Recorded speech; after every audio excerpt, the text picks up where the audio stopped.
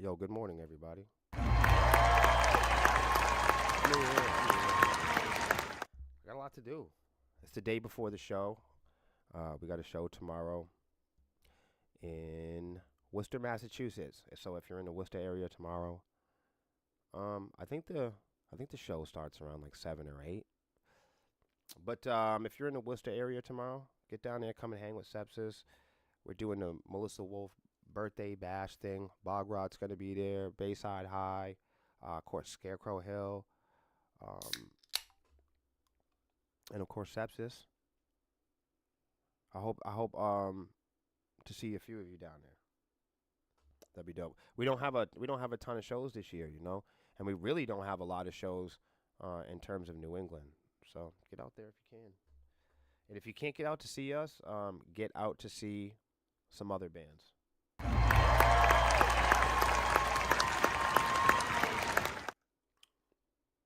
All right, without further ado, we're just gonna start looking at a couple articles because we ended on this one yesterday. Okay, brief history. I've been trying to get this for days. We're gonna switch it up a little bit today. Um, we're supposed to do music industry news and updates and stuff like that, but what we also like to do on this live stream is a little education every now and then. Just some basic music conversations. No world ending or apocalyptic music prophecies. No this guy versus that guy, no good or evil. Sometimes it's nice to just come on and just talk about regular music. No bureaucracy, no hacking.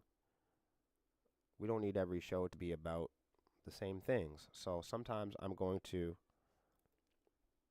have a little variety and just bring in some basic fun knowledge, history and education about music. So today I thought I would bring on a brief history of the drums. Like, how many people really know where the fuck drums come from, or how many people really know anything about drums? We listen to them every day. I think in Western music, it's pretty much, I would say it's in most, there's some sort of form of percussion almost in all of Western music, huh? I'm trying to think of a song without a shaker in it or even some cymbal work. So, and you'd be surprised. Not even musicians know where the drum set came from or how it originated. Guitar players, do you know where the guitar comes from? Like, really? Um, Even in modern history or American history, do you know where sampling comes from? Do you know where the billboards come from? Have you ever asked any questions about the music industry beyond your own imagination or personal needs?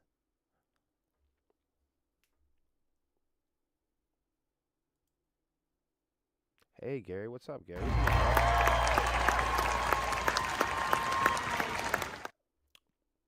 Shout out to the homie Todd. This is his shirt. This is his band. So I try to wear, as when they're clean, I try to wear some band shirts on here. If you guys are in a band, anybody at home, and you have a band shirt, you want some of us to wear your band paraphernalia, well, send it to us. If we like it, we'll wear it. All right. I didn't share out this feed, so I'm gonna share the live before I start reading this.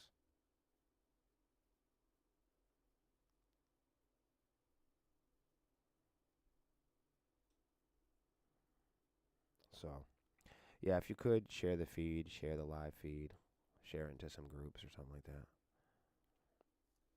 All right, so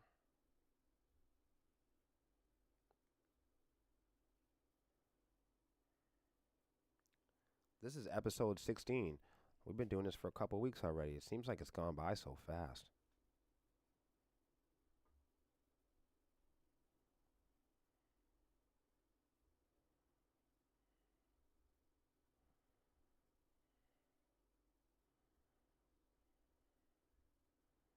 There you have it. New England podcast communities. There you go. There you have it. All right. What about drums? So, yeah, I'm going to do the history of the drums. We're going to learn about it together. Together. All right. Drums and percussion instruments play a rhythmic role in nearly every genre of music, spanning centuries and continents.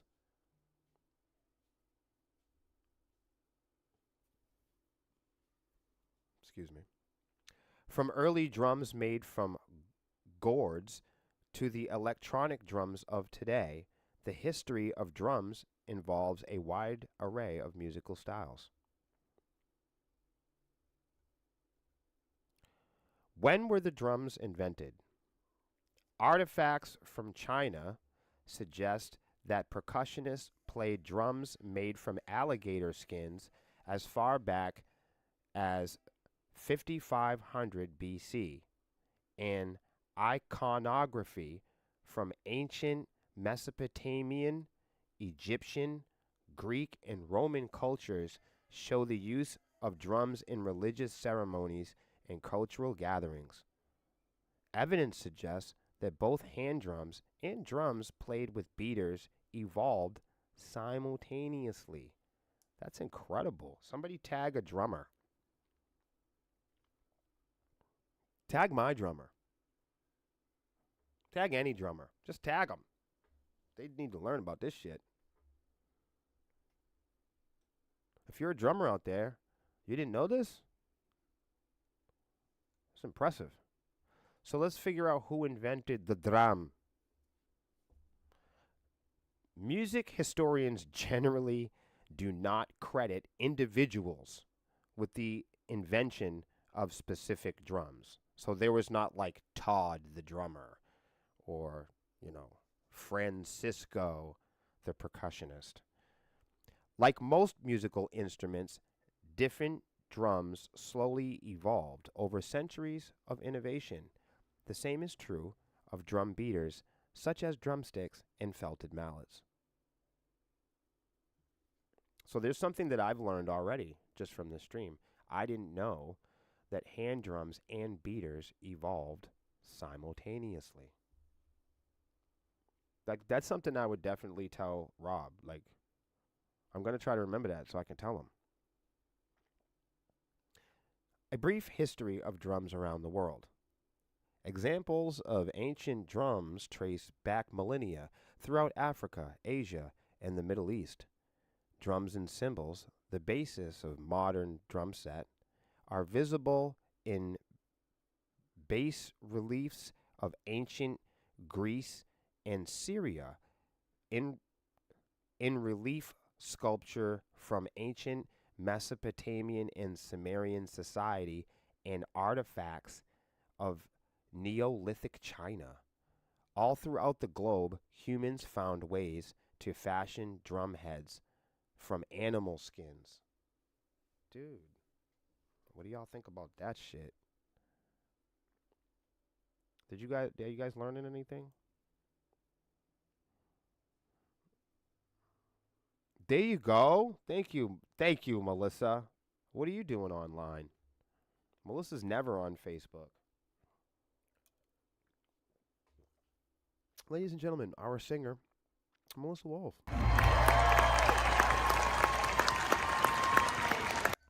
There you go. So hopefully she's warming up for tomorrow's big show in Worcester, Mass. Let's see what the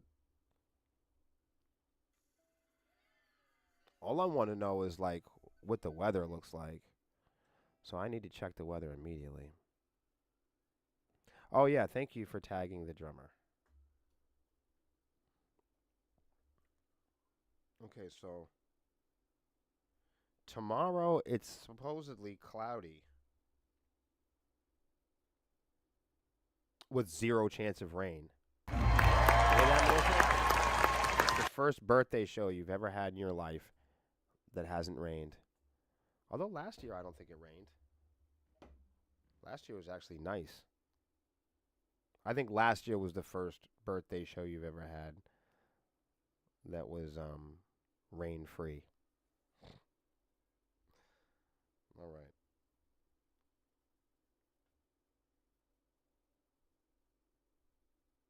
Let's get back to this crazy shit. Um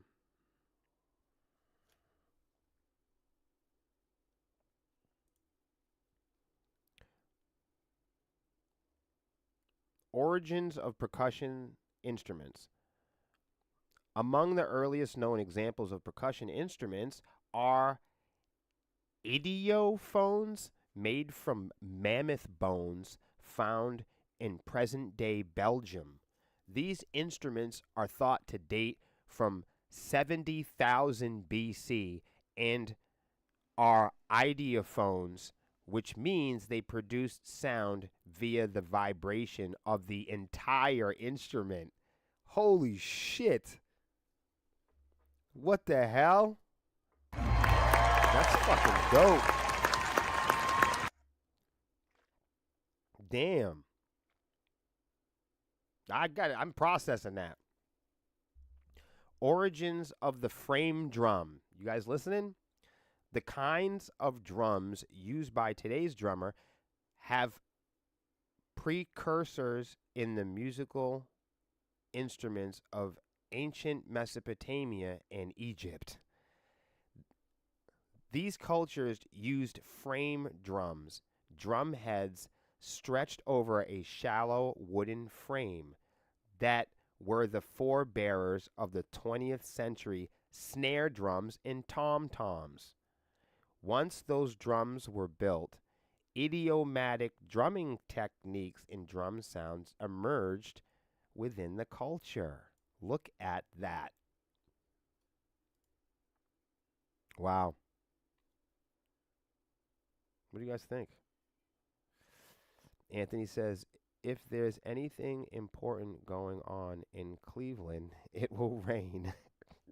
Damn, I didn't know that. Why is it always raining in Cleveland? I've got this one dreadlock that just wants to like do its own thing. There it goes. There you go. Okay, yeah. I didn't know it rained that much in Ohio. I like Ohio. I didn't know that there was that much rain.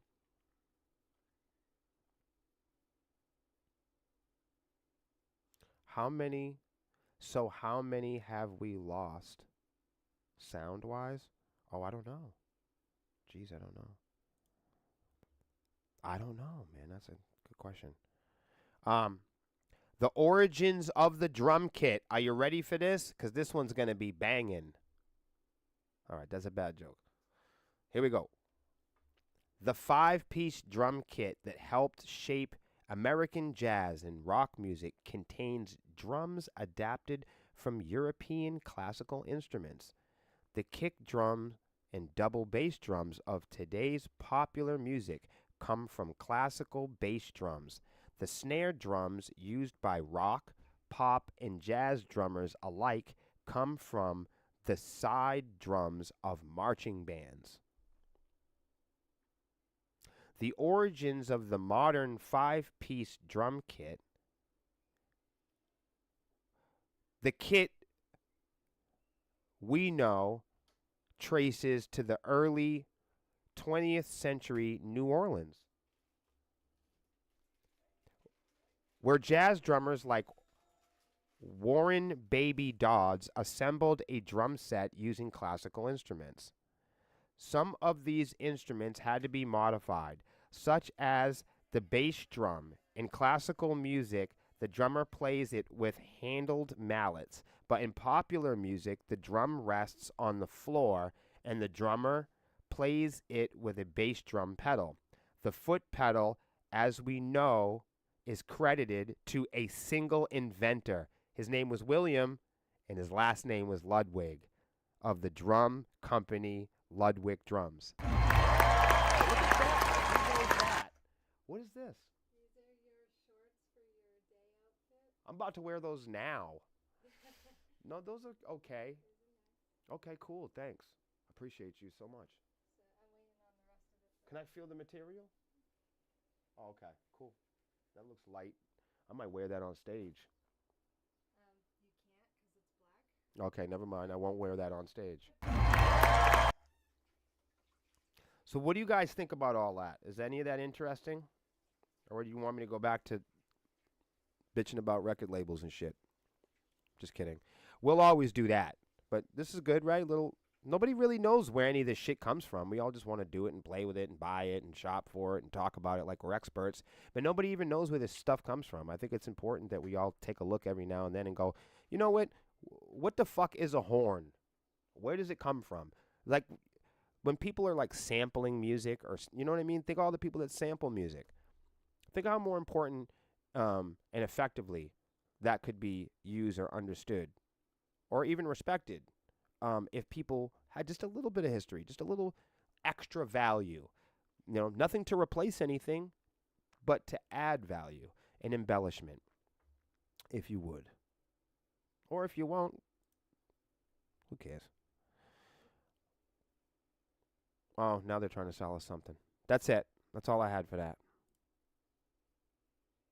What do you guys think? I also have one for the guitar. I don't know if we'll get to that one today.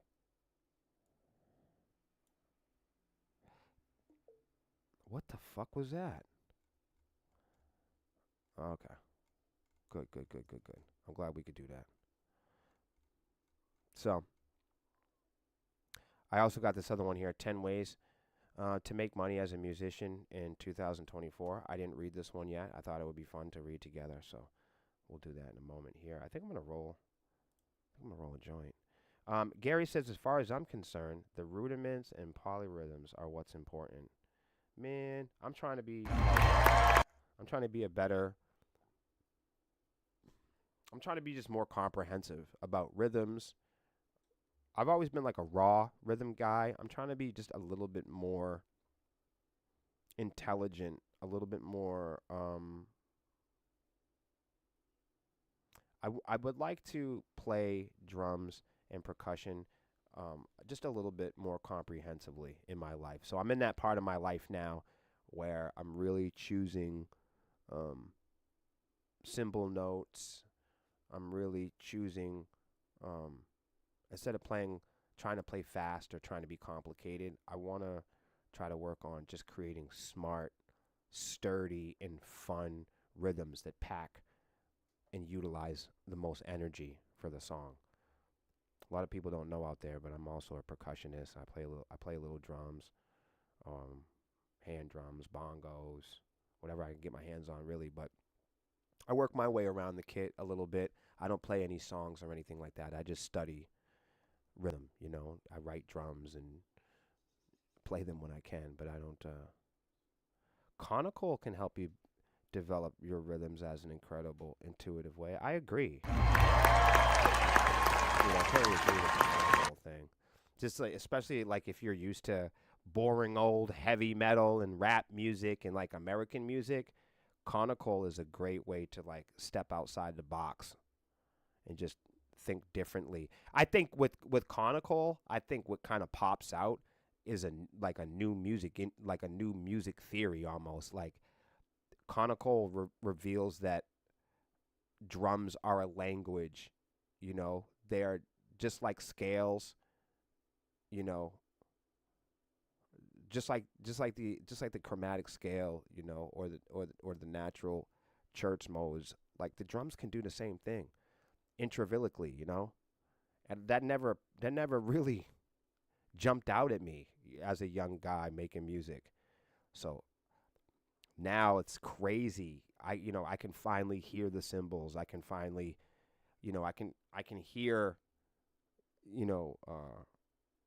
I can hear shakers, and I can hear different cymbal brands now. It's crazy. Like, it's just shit you don't hear while your ear's developing. We all got to go through that. I think we're going to continue to go through that too. I think it's important to sound bad and experiment a lot with your ears, as you know what I mean, as they develop. Anyhow, yeah, man. Anybody who hasn't checked out any like Eastern drums or Indian conical music, yo, you got to check that out. That's some dope stuff. And I actually, if you're into metal or like American music or rap or hip hop and even pop, that's where I really recommend anybody to go to sharpen their strength is go listen to some reggae, go listen to some, Indian music, go listen to, you know, Eastern music, or go listen to music from Russia or, you know, West Africa. It's good because you start to hear rhythms, you start to be encouraged to explore different textures and timbres and frequencies that maybe you never would have before. Conical celebrates the geometry of rhythm. Totally, dude. I was going to say it's almost like spectrum. It's almost like color spectrum deep. When you start really digging into conical, there's a whole language behind it. It gets really in depth. So I mean, it's not just a music. It's almost like hip hop. Conical is like hip hop. It's almost a culture and a language in its own, and it's amazing. Gary says, "I love Latin sounds." Man, me too. That's another one, man. Yes, man. I love and it's what's crazy about Latin music is I just don't think I was smart enough to like it in my 20s. I in my 20s I would have told you that I was a free thinker and I was well balanced. I would have told you that I was a well socialized cultural creature. But even if I tried to be at that age, at that time, like in retrospect, it was extremely hard for me to hear jazz or bossa nova. It was hard for me to hear. It's really hard for me to hear those upbeat grooves. Um, some of the time signatures and the grooves with Latin music were interesting to me, and I wanted to be cool, and I wanted to feel them. Heavy metal was like that too for me as a teenager. It was very hard for me to understand because I never approached music, you know, as a math problem in my teens and in my early years as a child. I didn't know how scientific music was until later on in my life. And I think it's important to know that and become aware of that and learn music theory and learn languages and do all that. I mean, there can be a certain amount of um, there can be a certain amount of too much of that too, and so it's important to like learn all the rules and learn all the languages, and then kind of go about your life naturally, right? Because languages and symbols and all those things are still man-made, but there's a part of music that's like not man-made. So we have to have a little bit of that too. It's like when I come on here and I do the talking, some of the stuff can be educational, but there's a little bit of this that has to be entertaining. And if I'm too entertaining and I'm just jumping around like this and I'm just entertaining, then nobody learns anything. And the other thing is, if I'm sitting here just reading through articles and I'm really focused on educating you guys, then there's a lack of entertainment. So balance is everything.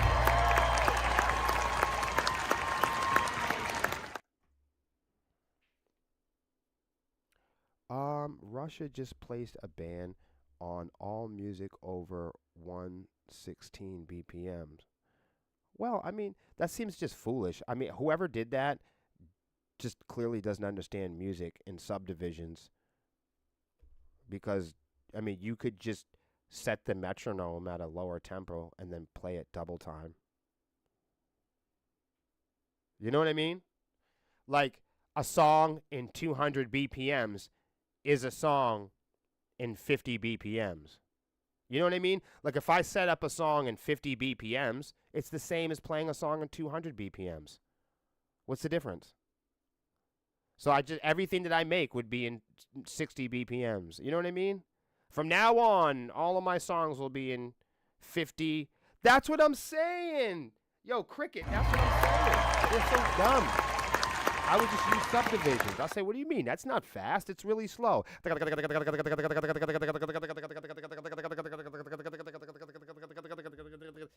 you go. It's a really slow song. That's so funny. Whoever made up that law clearly doesn't know how to play chopsticks. That's so funny. Music plays at 140. People become excited. Scientific fact. Oh. I didn't know that. Thanks, Gary. Melissa, our next song is 163 BPMs. Yeah, I don't like making background music. Fuck that. There's already enough bands right now that are making background music. Congratulations to them. No, I want to make music people are excited about. I hope to make songs someday that while people are trying to concentrate, they can't. They're like, "What the fuck, man? Can you like turn that down, man?" It's pulling all my attention. Right, if you can listen to our music and then do simple math, I feel like I'm losing. We need to be more distracting.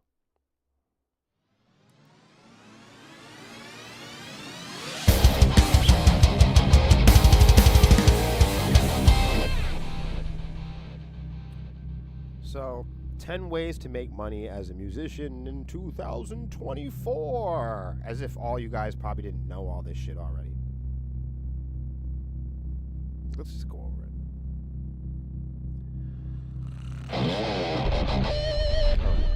Here's one that nobody thought of.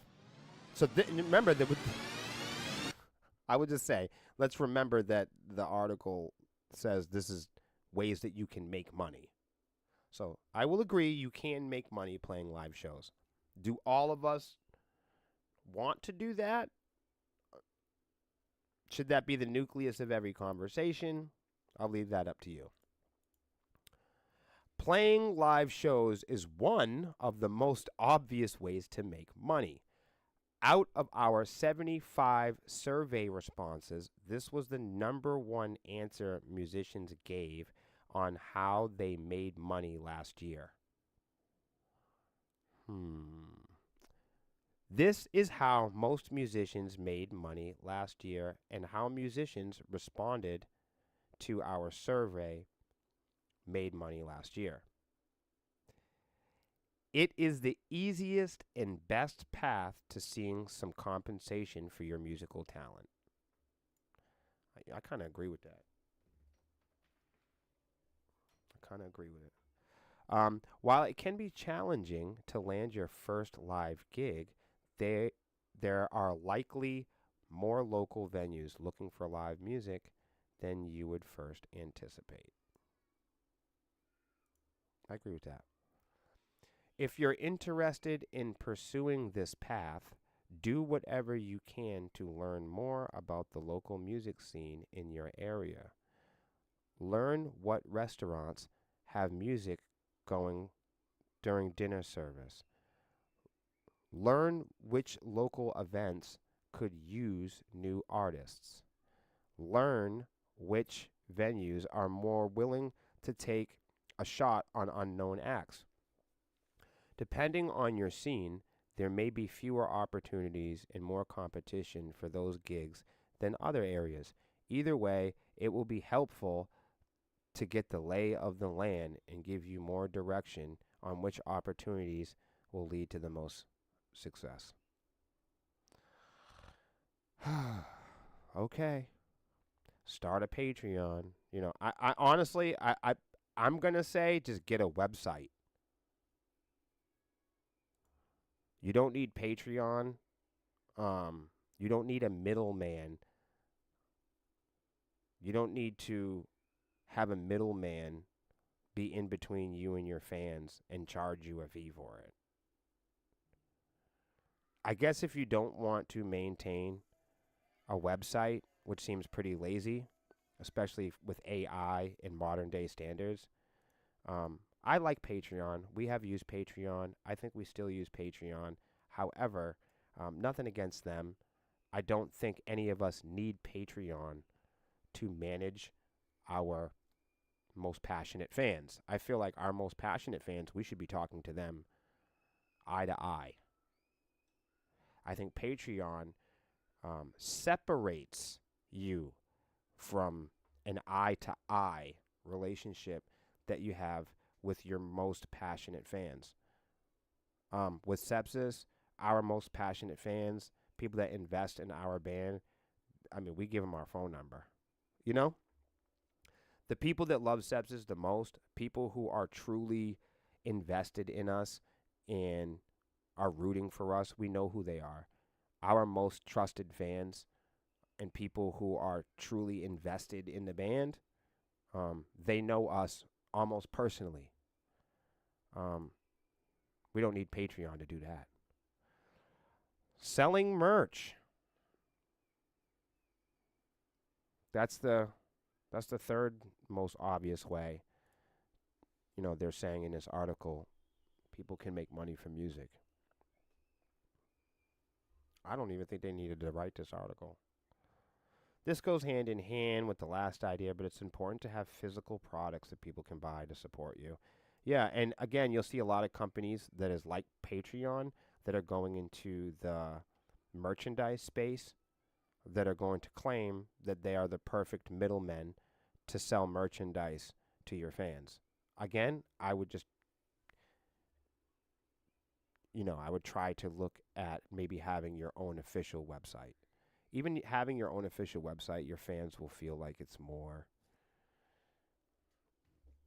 authentic. When people have to go, what the fuck? When people have to go through Spotify to send us a message, it just seems very detached. I don't even think you can do that. That was a bad example, but you get my point. This is interesting. Oh, thank you, Gary. Appreciate that. Definitely appreciate that. It's better than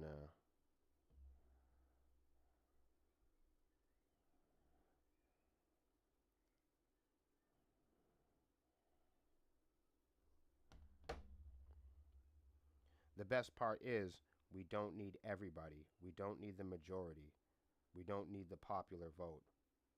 We just need the most.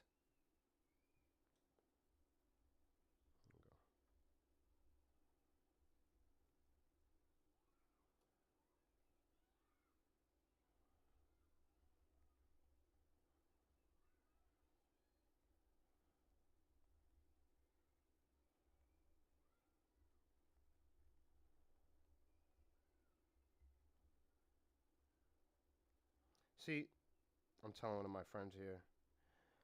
She was saying about the music industry, and we were talking this morning, and she was like, how you know there aren't a lot of people talking about what's happening behind the closed doors in the music industry, you know. And she was sharing some of her frustration with that, and she was saying how, be it bands or promoters and venues, just everyone is just so terrified or embarrassed to say anything about it ever or consistently. And she was just saying how she appreciated the fact that I was able to do that each and every day. And that's why, and I said to her, the reason why I'm able to do that is because um, the music industry doesn't owe me shit, and I don't owe the music industry shit. And my common cause, if you're with me in this, then we can all reshape and re-energize the industry with one common cause. See, we don't all have to be the same color or have the same genre, be the same music or be the same age or want the same things. But if we all can agree on a common cause, then we can re-energize the music industry. And I think that common cause that we can all get behind is the truth. I think it's time for the majority or the greatest population of people that can't do this or don't have the ability to do it. We're not going to make fun of them.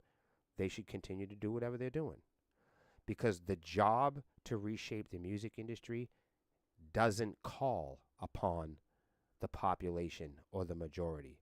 It only calls upon the strongest leaders that can organize and manage it. I'm one of those leaders. And it's my job to find the other leaders in all of the world. It is our job to connect with each other. The strongest, smartest people who are willing to continue to ask the questions and do the research for one common cause. Not for fame, not for heavy metal, not for black guys or white guys or girls or whoever, him, she, whom, ha, none of that. There's no partisans. It's not about money. We are all uniting for one common cause in the music industry, and that's to tell the fucking truth. We don't need everybody to tell the truth. We just need the strongest people that have the ability to tell the truth to tell the truth. We don't need everybody to tell the truth. We don't need the majority. We just need the strongest and most capable people that are qualified to tell the truth to tell the truth.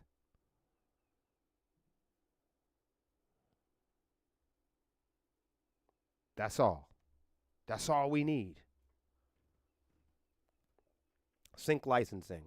If you want to make money from music, it helps to realize that live shows and streaming revenue are not the only ways to do it. Well, we agree with that. As the streaming wars wage on, I like when this is the two-story Melody that wrote this, but that published this rather. But look at what it says here. It says, as the streaming wars rage on. Why would they call this a streaming war? Why would this smart blog here, it looks like they spent a lot of money on their website. Looks like, and they've got a nice logo. Looks like they've taken their time. They've got partners and people, sponsoring and selling stuff. Look, this is a featured partner right here. Featured partner. So it looks like they got sponsorships, whatever. They got partners. People trust this blog. Whoever's writing this and publishing this material, these people have a reputation with other people and business-to-business relationships that trust them. And here they are in black and white. They're calling this a streaming war. See, when I come online and I reference the streaming war or the war on independent musicians, when I call it that, people think I'm a fanatic. But here you go. They're calling it right here a streaming war. And as the war wages on and original content continues its meteoric rise, a seemingly never-ending supply of new movies, new shows, video games are looking for music to improve their storytelling. Basically what they're saying there is music is at an all-time high demand. Selling your songs for placement in these mediums is called sync licensing. I don't know if you guys know anything about that. That's your introduction to it. It's just as difficult and competitive to land sync licensing placements as making money anywhere else in the music industry. Fucking impossible. However, if this is your first time considering it, it's a niche that could be a viable fit for your music. Never say never. Music compositions for podcasts. That kind of goes into sync licensing and stuff like that.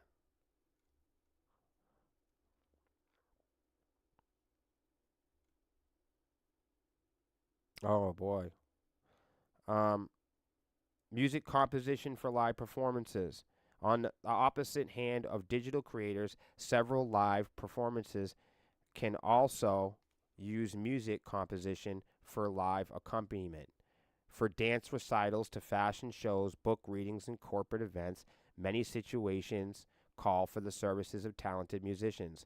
One thing that pops out at me, chat, recently that jumps right out me would be how you see a lot of artists in hard rock and heavy metal artists work with the WWE. So there you go. You just saw Motionless in White um, do some performance at the WWE. They were bringing out one of their, I don't know what the hell you call them, sports entertainers, um, wrestlers. I don't know if they were a wrestler or not. That's why I didn't want to say that. Music consultant for indie artists. I kind of, this makes me a little grindy, you know what I mean? Because I see so many people taking advantage of indie artists in this way already. If you're just starting out, you can skip to the next idea. But if you've been around the block a few times, you can turn your hard-earned life lessons into valuable instructions for people who want to follow a similar path. I'm not charging people to watch this program, so I don't think independent. I don't know, man. I'm on the fence about this, but I'm not going to personally charge independent artists for something they can do on their own.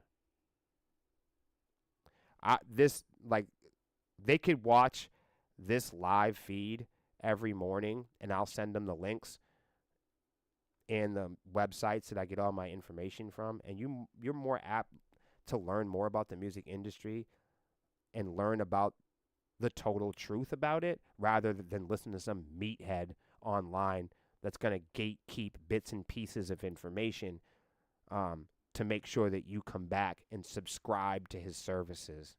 I don't know, bro. I don't know. Do you know how many hip-hop producers and people that have been in my life that just point, click, copy, and paste, and they have made entire careers out of tricking local wannabes into believing that they're hip-hop producers or they're music moguls? You know, for the last 25 years, I've watched many people in my community be able to afford a half-decent laptop and masquerade and role play like Dr. Dre, confusing people and tricking them into believing that they're going to help them create products and get them established in the music industry. And normally, these producers and beat makers and taste makers and A&R, they only work with the poorest, most uneducated kids in the field. They deal with the biggest losers, the biggest wannabes, and they're never generous enough to pass along the information that they acquired themselves. Very rarely.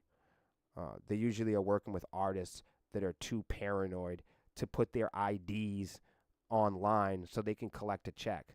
So you can't be in the music industry if you don't have an identification card. So it pays well to work with dummies. Personalized music messages. You can offer up your services to create personalized music message similar to the concept of Cameo, but you don't need to be famous.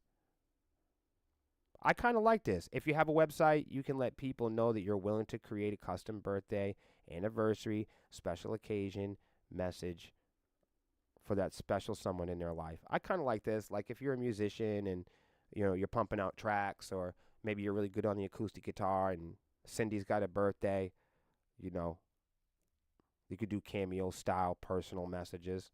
I like that. It is a good way to have some extra coin. Host an open mic night. I don't hate that. I love a good weekly tradition. I'm all about breakfast, a little hole in the wall place on a Saturday morning, or a Thursday night trivia at the local brewery. Hey, that makes me think of Opus. He does a trivia thing, I think, on Thursday. The slow process of becoming a regular somewhere is an experience I genuinely enjoy. I like it. You host an open mic night, and you might make some friends. I don't understand what are you supposed to do? I had a friend set up a monthly event in the backyard in the summers. What do you do? Fucking charge people? That seems like a bad idea, though. I wouldn't charge people for that. Work at a local venue. As you approach your music more like a business this year, one option is to get more involved on the business side. Landing a job at a venue you think is well run can be an incredible way to learn about the industry while making money, even in a part time capacity on nights and weekends. I agree with that. Yep. Go make some money. As I promised, this article is a terrible way to make $1 million this year. I would definitely agree with him there. But I will also say it is a good way to get started, everybody. So don't leave it out.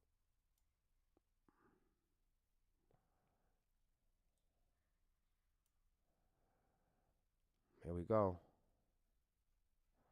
We'll do the last one on good old Spot. Um, the gospel according to Will. I like that. I like that. Which strain do I got today? I have it's the opposite of now and later. It's called later and now. It's a hybrid. Mm. I'm still all freaked out. I need to figure out how to get enough weed for Wisconsin. You know what I mean? Because like weed's legal around here. I don't know what's going on in Wisconsin. I'm gonna have to talk to Geo about this, but I'm gonna have to figure out. I'm gonna have to figure out how to get to like some sort of dispensary or something before going to the event. There's no way I'm going to Rockfest without a huge bag of weed. Well, here is the illusion. It's not a war of who streams what. We are at a point where corporations are number one, are one, seeing the value of the fan base, not the music. Two, fighting for control, not the music, but for being one to control access, sell ads, compile mailing lists. If they control the access, they control the payout. Welcome to where we are. Yeah, no, he's right. It's about acquisition. It's about data mining, storage. He's absolutely right. It's about um, Rolodexes. It's about email lists. It's about contacts and networks. And it's also about shopping behaviors. It's about API, ROI, being able to retarget. Yeah, man. Go to Michigan. It's not too far. Illinois is really pricey. That seems like a far drive. No, I'm gonna go to. We're gonna fly there. We're opening up for Jelly Roll. I can't. I gotta at least smoke some weed for that. What if I never get to open up for Jelly Roll again? I gotta take it where I can get it.